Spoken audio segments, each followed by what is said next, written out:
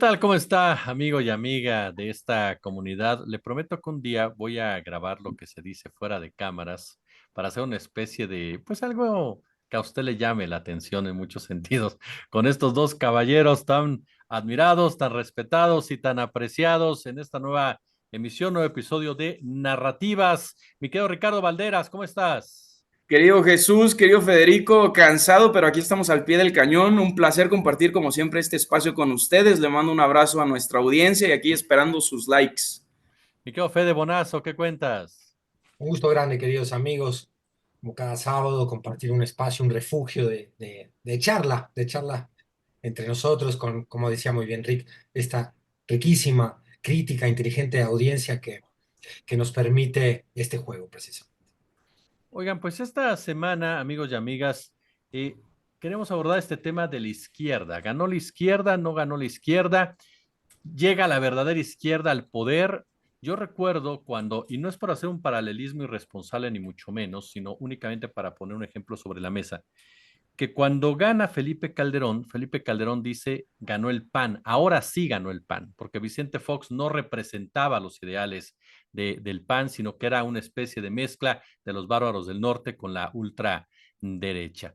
Insisto, no vamos a comparar a los personajes porque me parece que desde mi punto de vista no hay comparación histórica entre ellos. Pero quiero comenzar por ahí, Ricardo.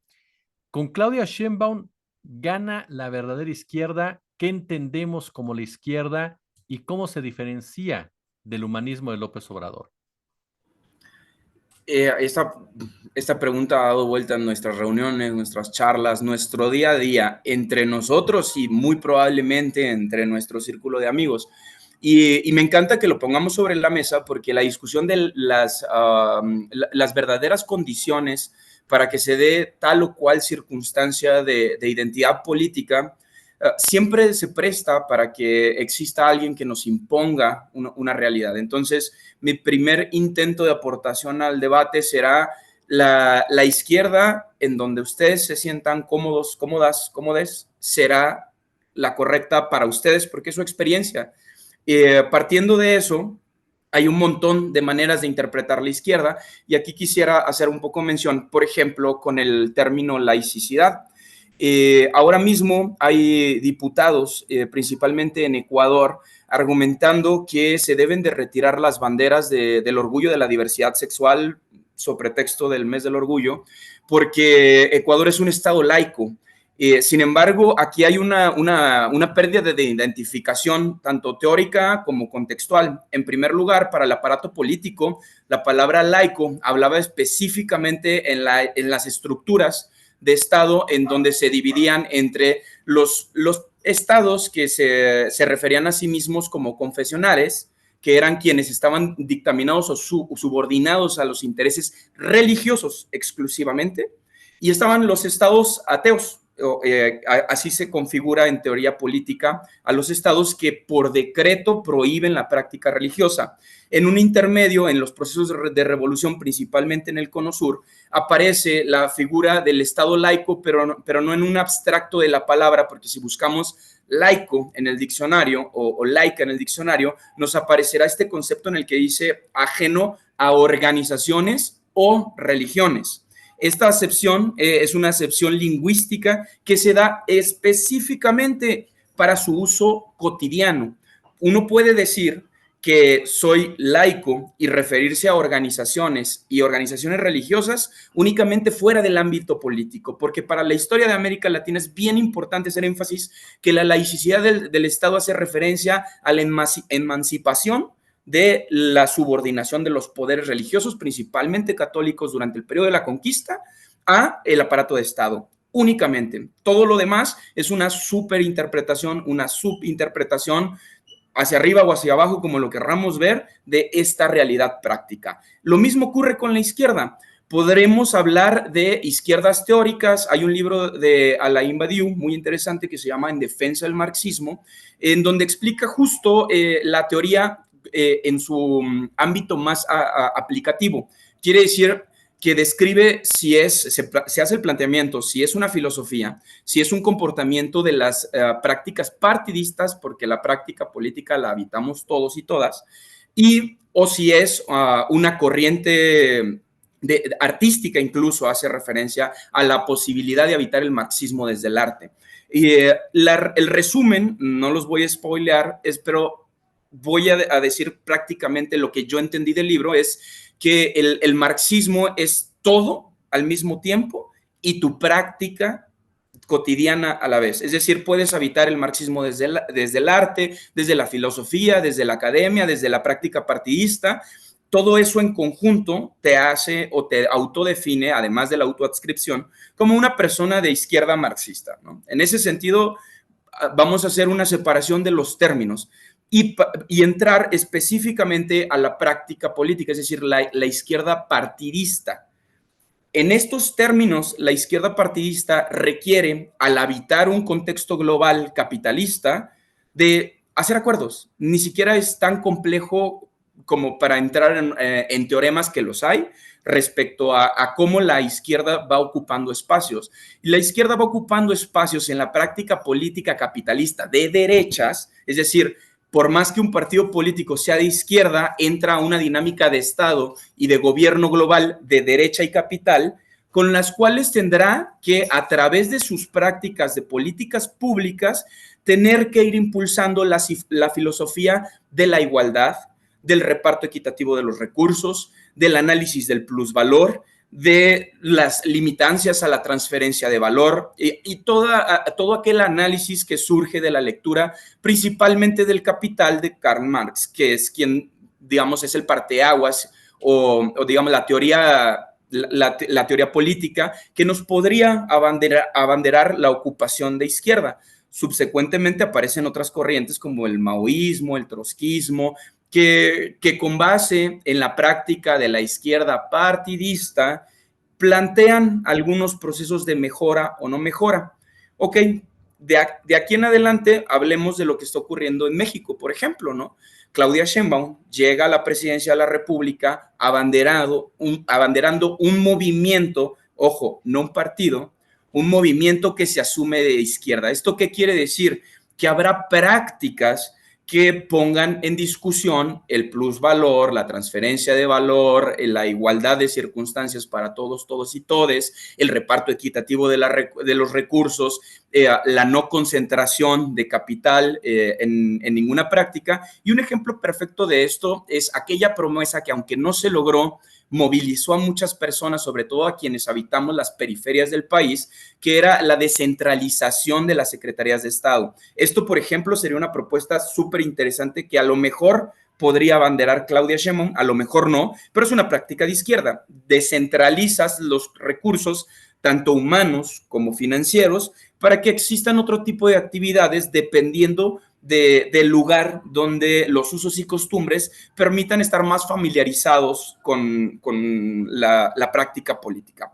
Y entonces, todo es un conjunto, genera un movimiento de izquierda, lo cual no quiere decir que el partido político como tal, al ingresar a este sistema en el que tiene que enfrentar a las prácticas capitales y de derecha globales que se aplican en México, pues tendremos que tener márgenes en donde este movimiento, en donde militan varias personas en el partido, que no es ni de izquierda ni derecha, y aquí pausa, es lo mismo que ocurre con otras naciones como Venezuela, como Cuba, como Rusia, como China, incluso como el mismo Ecuador, en donde no se puede definir a un partido político que forma parte de una estructura global, capital y de derecha, como un partido de izquierda, porque sus prácticas eventualmente van a ser contradictorias. Son realidades que no coexisten. Y entonces tenemos fenómenos como Harfush en un gabinete de un partido que se asume de izquierda. Y es que es el movimiento el que se asume de izquierda. El partido va a tener las prácticas con las cuales hay que llegar al poder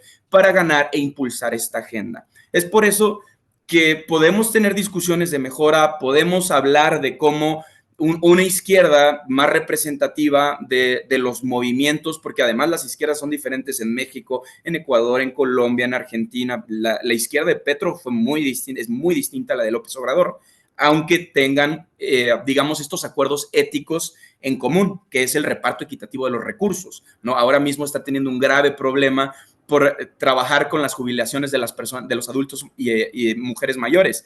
Esto surge del capital. Y entonces aparecen algunos mensajes en donde se le recrimina por no favorecer al capital. Pues es un partido político que tiene que generar justo condiciones para que su política de apoyo a las minorías sociales o a las poblaciones de atención prioritaria no sean motivo de un desmorone de estas estructuras y terminemos en condiciones como Cuba o Venezuela, que dicho sea de paso, es culpa de la estructura global del capital de derechas, no de los movimientos de izquierda. A Cuba se le tiene un embargo político y económico desde hace muchos años que le impide generar comercio con otras naciones, que le impide el desarrollo, los destinan al exilio. Y entonces, entre estas negociaciones, tenemos que ocupar espacios. Quienes militamos en la izquierda tenemos que mantenernos críticos de las prácticas partidistas del movimiento al asumirse de izquierda, porque indirecta o indirectamente están utilizando nuestras categorías aspiracionales para impulsar sus proyectos de nación. Por otro lado, la derecha seguirá siendo rapaz, seguirá robando, seguirá impulsando sus políticas económicas y apelando a que entre más tengan los ricos, más llueve hacia la base trabajadora o al proletariado. Entonces, no podemos definir que Claudia Sheinbaum representa a la izquierda mexicana, no. Su movimiento quizá representa una parte de la izquierda mexicana, totalmente de acuerdo. Yo, Fede, esto último que toca Ricardo, no podemos asumir que Claudia Sheinbaum representa a la izquierda mexicana, parte de su movimiento podría representarlo. ¿Tú coincides con eso? ¿Qué análisis haces a raíz precisamente de este concepto? Coincido con eso. Claudia Sheinbaum representa a una de varias diferentes izquierdas que tenemos en México, pero si me permiten voy un paso atrás y hago unas preguntas a nuestra audiencia y a nosotros mismos, que creo que nos pueden ayudar a guiar esta conversación tan interesante y para mí no solo interesante desde lo filosófico, sino fundamental desde lo político, lo concreto, lo práctico, porque saber distinguir muy bien hoy las categorías que ponemos en la discusión pública y a las que defendemos luego cuando vamos y votamos, cuando vamos y apoyamos un proyecto político o lo criticamos, es fundamental, porque siento que hay una época de enorme confusión, que la posverdad, la fake news, la infodemia, también el delirio de comunicación y de información al que se somete a nuestros cerebros todos los días, genera un grado de confusión del que no quiero decir que yo no participe, o sea, que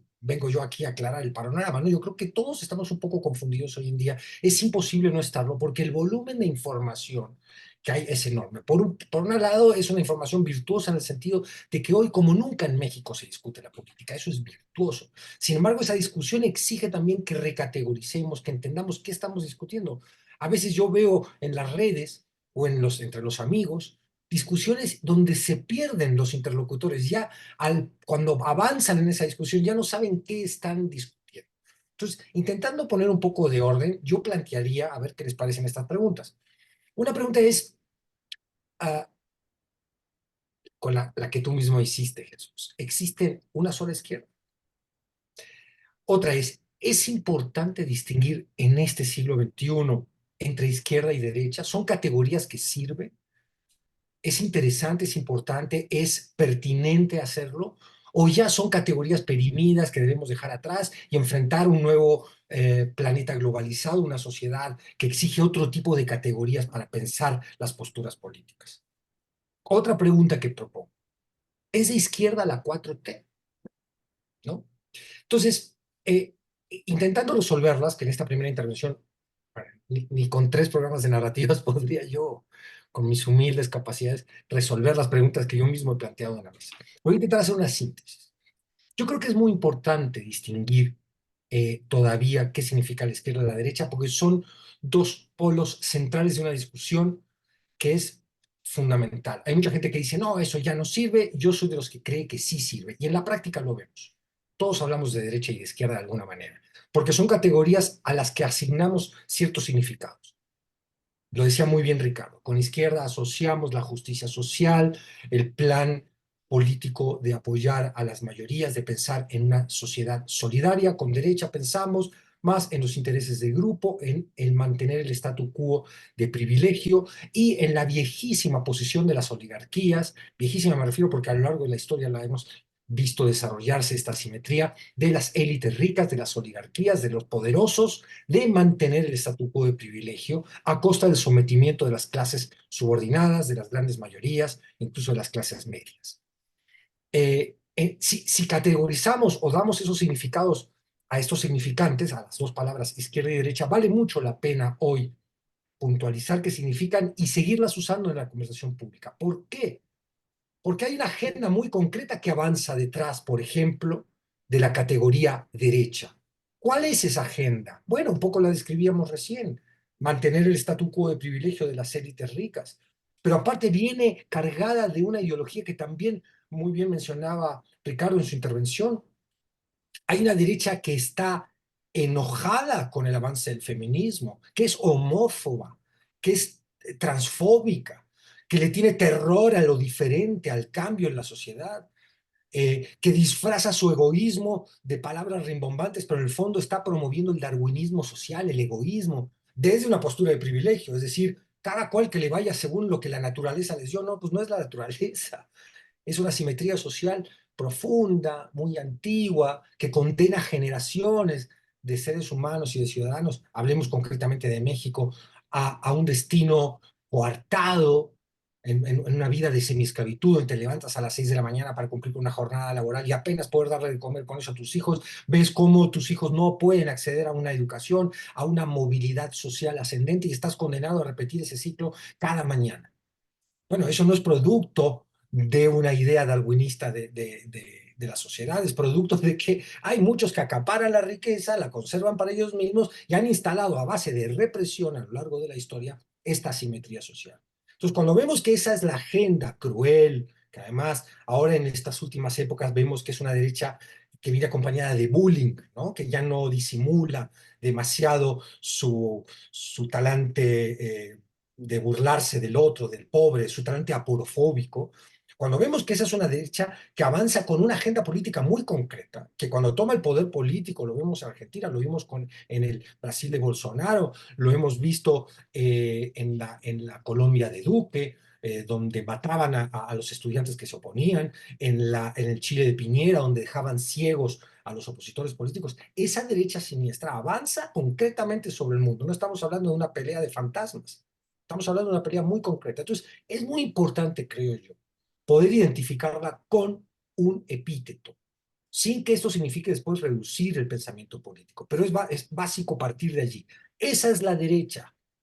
La derecha es inmoral por definición. La derecha se quiere proteger de alguna sofisticación. En el fondo está defendiendo el interés de unos pocos sobre el sometimiento de unos muchos. Eso es la derecha.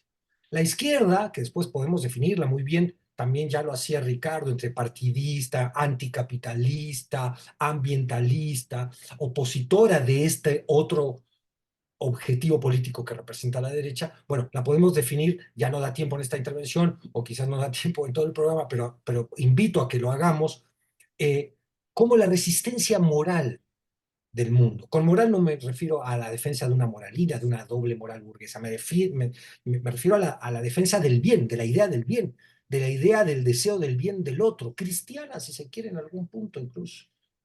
El sentir al prójimo, el desearle al prójimo lo que te deseas a ti mismo, es decir, el bien.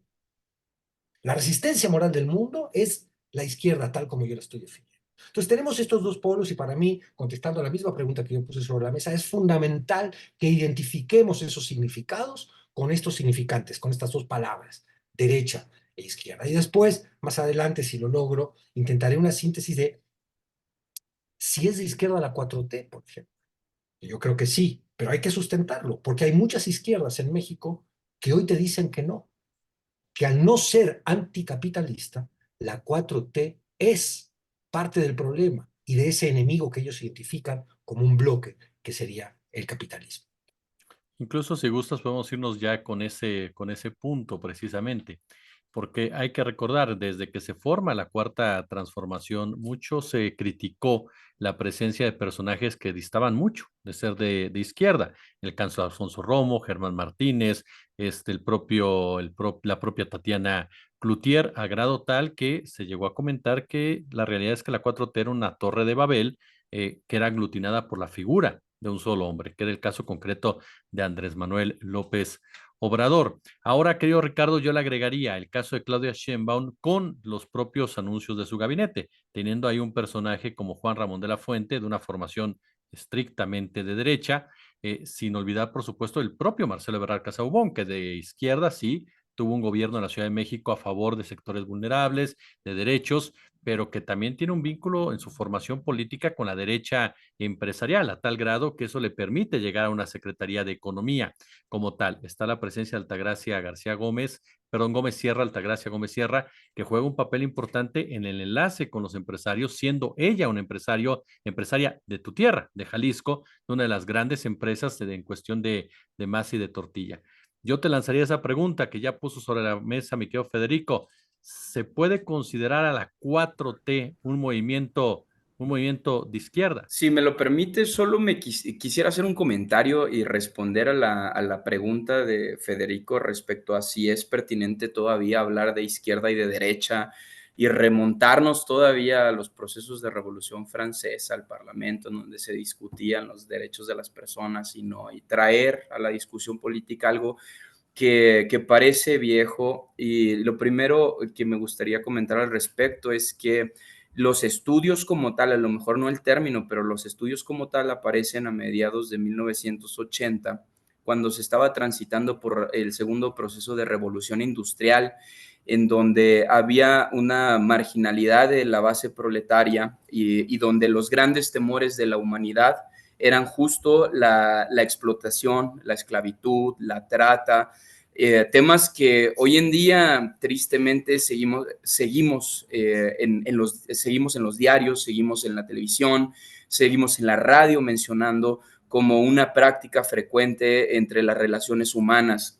Subsecuentemente, ya con la aparición de la teoría marxista particularmente, en donde se expone primordialmente la lucha de clases y el reparto equitativo de los recursos con fines de bienestar popular, pues con esos conceptos llego con ustedes y con nuestra querida audiencia a decir, decidan y decidamos colectivamente si en serio queremos dejar pasar esa discusión personal que personalmente no ha concluido, en tanto exista hiperconcentración de riqueza, en tanto existe la esclavitud, la trata, la explotación, aún disfrazada de horarios laborales, en donde, por ejemplo, en México trabajamos 8 horas más que el resto de regiones del mundo y nos dicen que no somos lo suficientemente productivos. ¿Para quién o para qué? Para que una persona...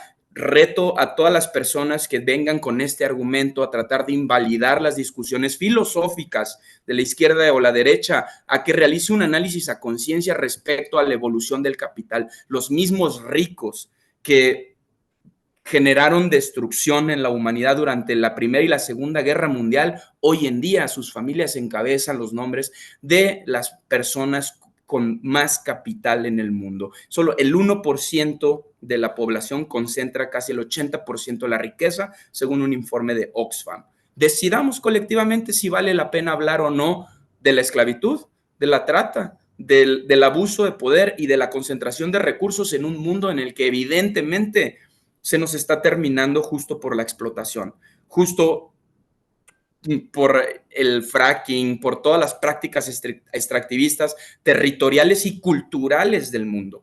Decidamos colectivamente si queremos abandonar esta discusión, porque entonces tendremos que tener otras, el por qué llegamos a creer en este abandono de la base trabajadora, del proletariado, el creer que la única manera de salir adelante es con este capitalismo que Paco Taibo define de manera excelsa como capitalismo caníbal.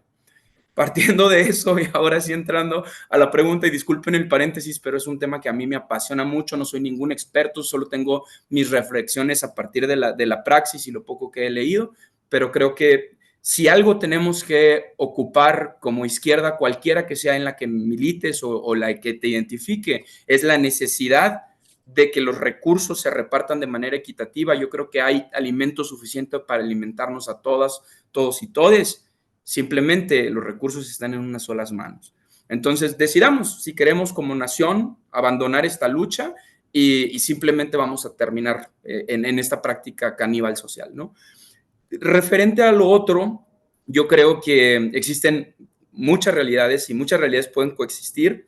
Habrá prácticas dentro de probablemente el gobierno de Claudia Sheinbaum que no nos parezcan de izquierda, como las hubo durante el obradorismo, a pesar de los discursos, a pesar de los intentos por salirnos de la práctica capital global, pero me gustaría insistir en esta parte. ¿Qué tan posible es que exista un gobierno de izquierda en una nación con 125 millones de habitantes, en un mundo primordialmente de derecha, capitalista y globalizado?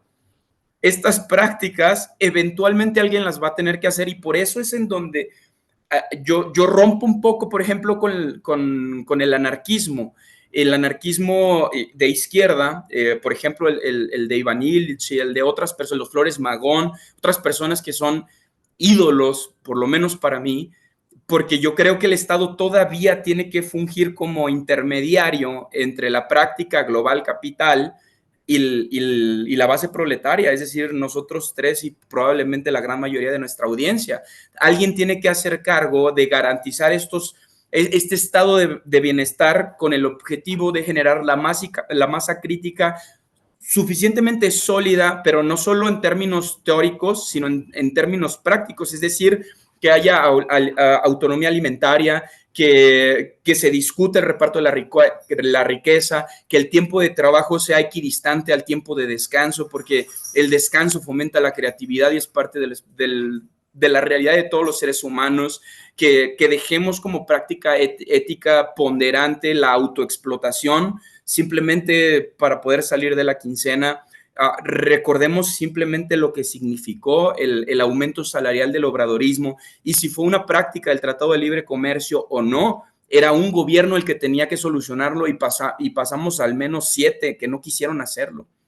Había un incremento casi del 300% de un gobierno a otro solo en el poder adquisitivo de la población. Y la lucha laborista sigue en pie, la base trabajadora aquí seguimos. Entonces yo creo que puede existir la izquierda de Claudia Sheinbaum al mismo tiempo que existe, por ejemplo, la izquierda zapatista. Entre ellos no convergen, son realidades que no se suman porque la práctica política, la práctica política que llevan los partidos ahora mismo está llevando al obradorismo una devastación del medio ambiente de las zonas en donde ellos habitan. Y es evidente que para ellos no puede existir una izquierda si sus territorios están siendo devastados. Sin embargo, ahí está y ocurre, pero tampoco podemos invisibilizar que hubo un proceso de restauración a los derechos laborales en el periodo del obradorismo. Y esta es una práctica de izquierda que no hubiera hecho un partido neoliberal. Entonces, en ese mismo sentido, y perdón que me regrese a Obrador, pero es el que ya tiene praxis, no puedo juzgar o no me siento capaz de juzgar el gobierno que todavía no comienza de Claudia Sheinbaum.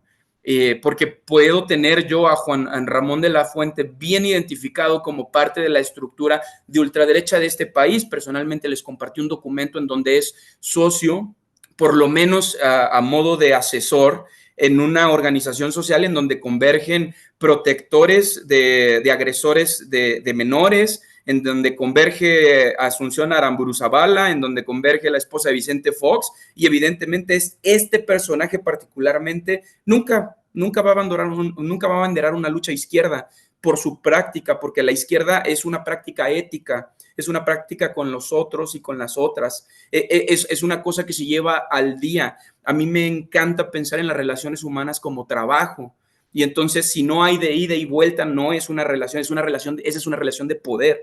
Y este personaje, acostumbrado a las grandes cúpulas con estas prácticas, siempre se va a generar con la ética de las relaciones de poder. Esto no quiere decir que todo en el gobierno de Claudia Sheinbaum sea esto. Esto quiere decir que esos son espacios que tiene tomada la ultraderecha y que hay que arrebatárselos. Ahí tienes tú la misma pregunta, creo, Federico. ¿La 4T la entendemos como un movimiento de izquierda o esto que plantea Ricardo comienza ya a hablar de una serie de matices en torno a ello? Ricardo lo dijo muy bien. La izquierda realmente existente, diría yo, añadiría, aquella que se hace cargo del aparato del Estado no puede jugar indolentemente a un experimento de transformación muy radical, porque las fuerzas que tiene enfrente, que se oponen, las resistencias que se le van a oponer, también lo había dicho muy bien Rick, en este mundo globalizado, o sea, y veamos los experimentos más radicales, socialistas o de distribución de la riqueza y de la propiedad más profundos que tenemos en este siglo, pues han sido muy boicoteados por un mundo global capitalista. Ahora también podemos decir en contraparte a esta idea que hay capitalismo combinado incluso con socialismo en la experiencia escandinava, por ejemplo, que para mí es modélica por una serie de razones, modelo irrepetible en nuestras latitudes por una serie de causas culturales, históricas, geopolíticas, pero que nos da fe de que sí se puede conseguir un modelo de competencia económica que tenga, sin embargo, un piso de igualdad de derechos, de igualdad ante la ley y de oportunidades para todos los ciudadanos.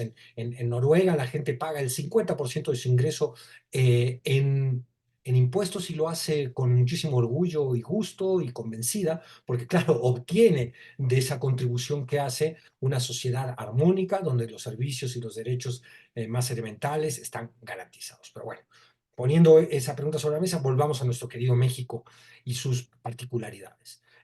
Definitivamente creo que la 4T es un proyecto de izquierda y por eso lo apoyo. No por una cuestión de escudo, que yo diga es de izquierda, yo me pongo el escudo y entonces vamos con unas anteojeras hacia adelante. No, creo profundamente que la evidencia nos muestra que es un proyecto de resistencia política y económica al avasallamiento del capital, a el statu quo de privilegios. Sin duda, sin nada más con hacerles pagar impuestos. Vemos cómo se han impuesto los ricos en este país, y nada más con haberles desarmado el negocio corrupto del aeropuerto de Texcoco, vemos cómo se han puesto, sin nada más cuando se les cuestiona su ideología conservadora, recalcitrante, clasista y racista, enloquecen de furia y hablan del indio patarrajada, pues sí nos damos cuenta que este es un proyecto de resistencia eh, al avance de las derechas y al avasallamiento del capital. Ahora, ¿es la izquierda realmente existente que tenemos? Yo creo que es un logro importantísimo que sea una izquierda que piense en el estado de bienestar,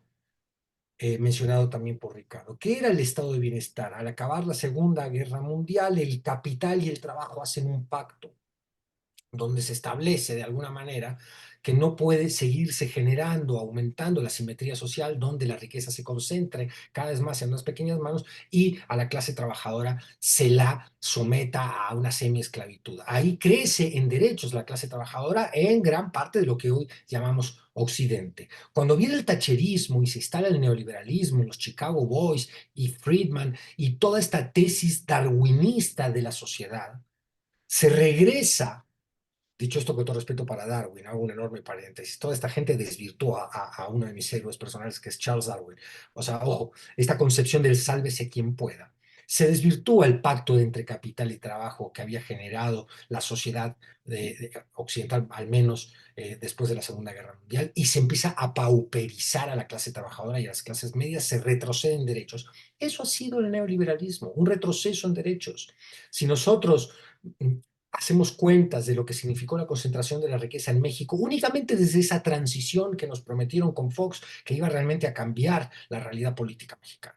Desde 2000 al 2018, se acrecentó la concentración de la riqueza en México. El 1% más rico de este país pasó de tener en el 2000 el 12% de la riqueza a tener más del 25% en el 2018. Esto habla de un proceso de asimetría social acentuada, donde crecen los pobres. Esto ha sido eh, rebatido en los hechos por el sexenio de López Obrador. Ese es el gran logro de la 4T, revertir la matriz distributiva. En ese sentido, por supuesto que es un gobierno de izquierda. En otros vemos que no, o que es Cuitláhuac García, ¿no es de Morena? Acabamos de ver hace unas horas la represión brutal sobre manifestantes que defienden el agua, el derecho al agua que tienen las comunidades contra el extractivismo más cruel, poderoso, capitalista, neoliberal y siniestro. ¿Y de qué lado están las fuerzas de seguridad de Veracruz? ¿De qué lado estuvieron? Hay 2 manifestantes muertos por defender el agua. Eso no es de izquierda. La represión al pueblo nunca es de izquierda y lo tenemos que tener muy claro. Entonces, en algunos aspectos, la izquierda avanzó hasta donde pudo, también en pedir que rindieran cuenta las Fuerzas Armadas de este país, que tantas cuentas históricas tienen que rendir. Primero con la guerra sucia, que aunque estén muertos la mayoría de los perpetradores de crímenes de lesa humanidad en nuestro querido México, aún así las Fuerzas Armadas actuales no quieren revisar ese pasado y se siguen negando a darle a la Comisión Especial de la Guerra Sucia la información que esta comisión les está pidiendo para revisar el pasado, para ver lo que ocurrió hace 20, 30 años. No, ni siquiera eso quieren ver, mucho menos Ayotzinapa. Nuestro poder civil se enfrentó, se topó con el poder militar. Bueno, eso es una deuda de la izquierda. Entonces, la izquierda realmente existente que tenemos, deudas, perdón, abro un paréntesis, suficientemente poderosas como para que sea legítimo el reclamo de muchas otras izquierdas, que como también explicaba Ricardo, la zapatista es una de ellas, piensan que esta izquierda los ha traicionado, que esta izquierda no ha cambiado la relación de poder entre el cacicazgo, el contubernio de los ricos y de las élites chiapanecas, por ejemplo, donde se sigue sometiendo a las poblaciones indígenas al desplazamiento, a la pobreza, al aislamiento. Pues para esa gente, si nosotros nos salimos de nuestra realidad urbana y vamos allá, a esas poblaciones, pues se nos empieza, el cerebro se tiene que reacomodar y empezamos a replantear qué es izquierda. Ahora, intento poner orden, con esto acabo esta introducción, en esta aparente confusión, porque la realidad tiene sus contradicciones, queridas amigas y amigos de narrativas. Yo estoy muy interesado en ver los comentarios que ustedes van a poner sobre este tema que tiene, como se ha quedado muy clara en esta mesa de hoy, una serie de contradicciones que no son tan fáciles de desarrollar. A pesar de esas contradicciones, a pesar de que ha habido retrocesos o frenos a los procesos de memoria histórica o de hacer rendir cuentas a los ricos y poderosos de siempre, es sin duda la 4T un proyecto de justicia social, un proyecto que apuesta por una sociedad solidaria, sin duda, y por eso yo, más allá del analista que les habla, como ciudadano, es un proyecto que apoyo. Ahora, apoyar significa comprometerse. No podemos apoyar e indolentemente taparnos los ojos cuando hay cosas que no nos gustan. Apoyar significa el compromiso cotidiano de señalar, decir esto está mal, esto no es de izquierda. No se puede tener una situación como la que hubo en la estación migratoria de Ciudad Juárez. Es un crimen de indolencia brutal porque parte de la concepción de que el migrante no es ciudadano, de que el migrante es ganado y se lo pueden cerrar y aunque se estén incendiando no le abres la puerta y se mueren decenas de personas, de seres humanos. Eso no puede ser, no puede ocurrir en un gobierno de izquierda. Entonces, toda esta serie de deudas, de inercias de un mundo neoliberal que hemos heredado y que este sexenio, por supuesto, en solo 6 años no se podía arreglar, deben seguir siendo denunciadas, deben seguir siendo señaladas, deben seguir siendo criticadas, porque nuestro compromiso es con la causa de la justicia. Pienso yo, propongo que nuestro compromiso sea con la causa de la justicia, mucho antes que con un partido político. Los partidos políticos son herramientas, son fines para un medio. Y yo propongo siempre identificar muy claramente cuáles son los fines, las causas, los objetivos centrales de la pelea política. Y luego ver con qué herramientas llegamos a esos fines, los conquistamos, los instalamos y los defendemos.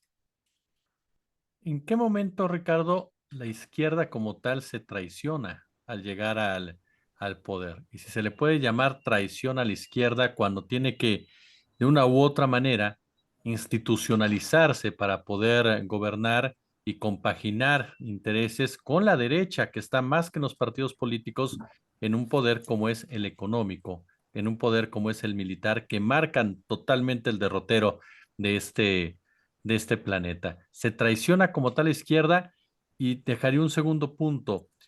¿En qué momento la derecha se puede llegar a parecer a la izquierda en esta discusión?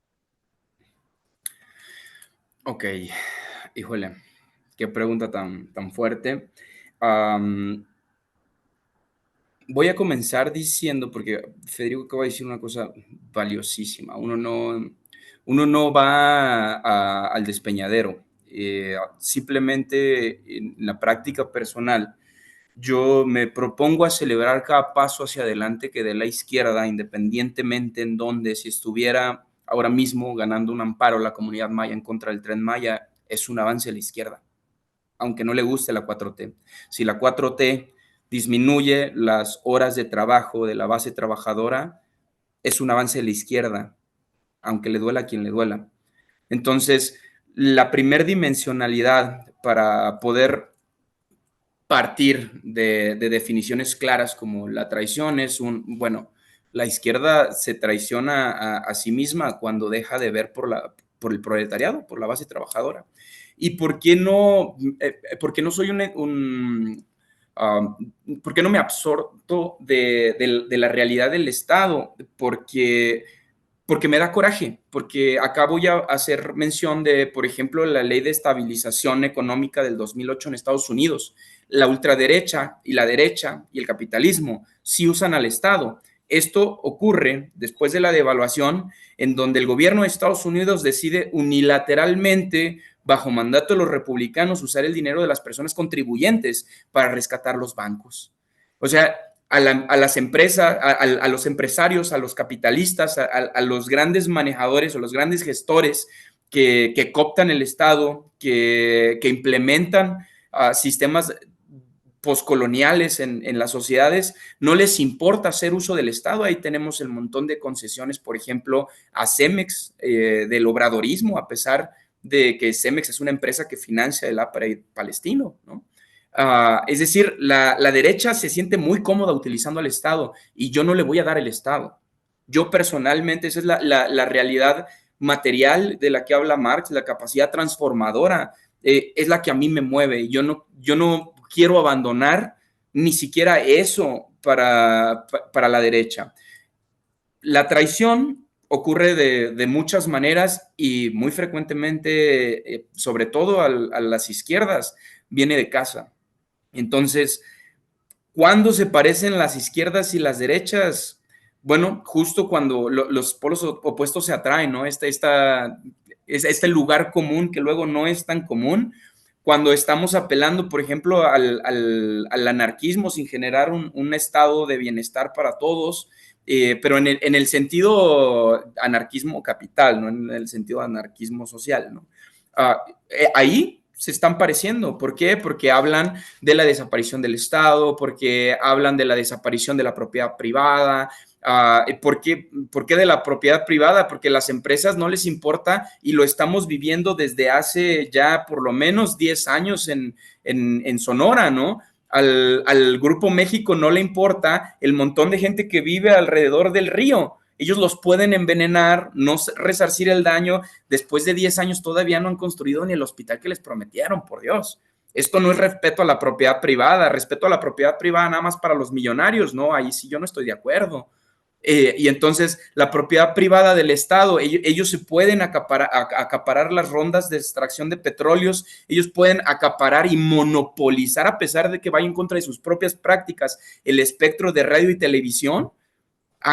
Pero no te vayan a poner más impuestos porque pegas el grito en el cielo, pagas el mínimo a tus trabajadores, devastas los territorios, explotas al personal, manipulas a los gobiernos. Pero cuando alguien habla de extraer el recurso que ilegítimamente construiste, no, son comunistas, no, quieren desaparecer la propiedad privada. No, queremos socializar los recursos. Eso es lo único que buscamos. Y entonces aparecen en estos discursos también en la práctica partidista de que, es que Claudia Sheinbaum quiere quitarte tu departamento, ¿no?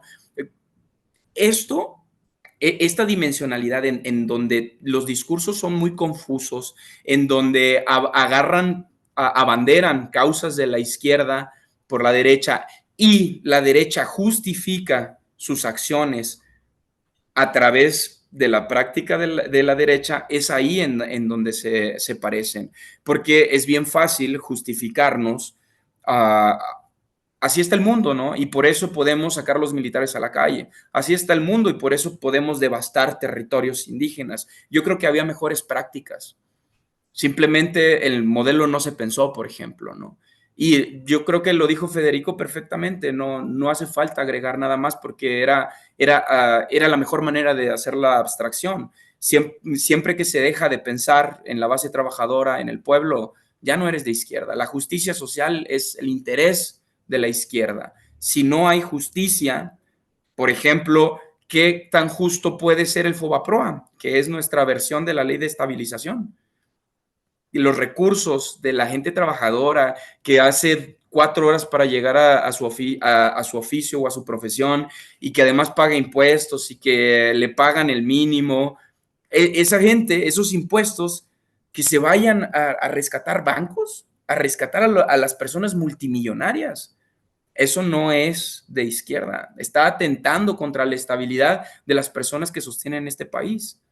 Entonces, simplemente hay que mantener los ojos abiertos respecto a esto y aplaudir cuando una lucha de izquierda, es decir, un bien social de una comunidad construida, identificada, dé un paso hacia adelante. Eso es todo. Aquí, bueno, no voy a hablar por nadie, ¿no? Pero desde mi perspectiva, desde mi voz, aquí no hay nadie a favor ni en contra de la 4T, a favor ni en contra ni siquiera de Xóchitl Gálvez. Simplemente no es el modelo en el que yo quisiera identificarme, ¿no? Ahí yo no tengo absolutamente nada que ver. La izquierda, en la izquierda sí, a lo mejor no en la de López Obrador, no en la de Claudia Sheinbaum, pero ellos y ella van a dar pasos hacia adelante en el mismo sentido en el que yo entiendo el mundo, que es necesitamos urgentemente repartir mejor los recursos, necesitamos urgentemente detener el calentamiento global, necesitamos urgentemente mejores prácticas más equitativas y comunitarias de cómo nos relacionamos. Eso es todo. No, Fede, cerraría contigo, a menos de que quisieras comentar algo más de lo que dice Ricardo con base en esa pregunta, con una más. ¿Qué diferencia hay entre la izquierda de Andrés Manuel y la izquierda de Sheinbaum? Qué buena pregunta. Creo que no hay ninguna diferencia esencial. Ambas son izquierdas realmente existentes, gestoras del capitalismo, promotoras del estado de bienestar, izquierdas que entienden muy bien, con enorme inteligencia política, la correlación de fuerzas. Y es por eso que yo no veo mal que se le tiendan lazos y se hagan guiños y alianzas con el empresariado, con los otros poderes con los que tiene que convivir la izquierda si realmente quiere transformar, porque ahora podemos pasarnos a hacer una crítica de la izquierda más radical diciendo que aunque estamos siempre de acuerdo con los principios que se defienden, a veces pensamos que no siempre se puede hacer una revolución armada o violenta o radical que transforme la realidad social en 2 meses o en un año, que este es un país de vocación democrática. Lo vimos cuando hubo el alzamiento zapatista. La gente salió a la calle a pedirle al gobierno y al zapatismo que entablaran diálogos de paz. Diálogos de paz traicionados por Cedillo, por supuesto, pero esa es otra cuestión que, digo, nunca lo olvidaremos, ¿no?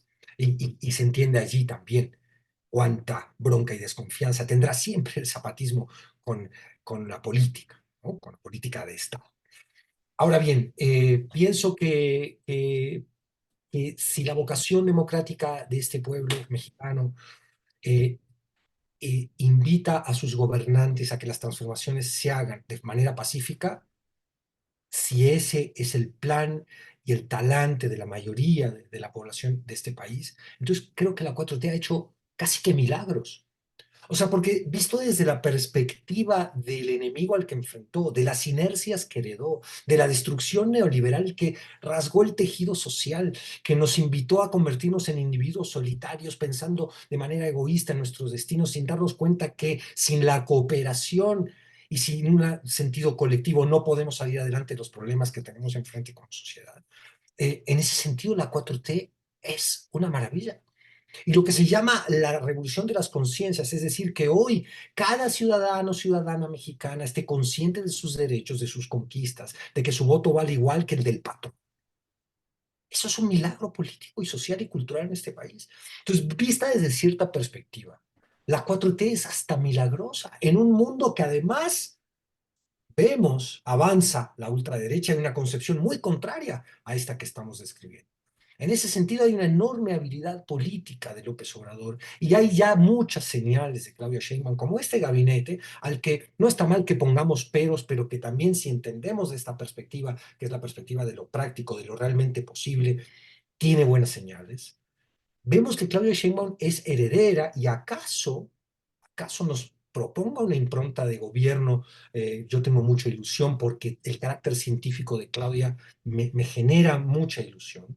Siempre quise que la ciencia llegara a la política.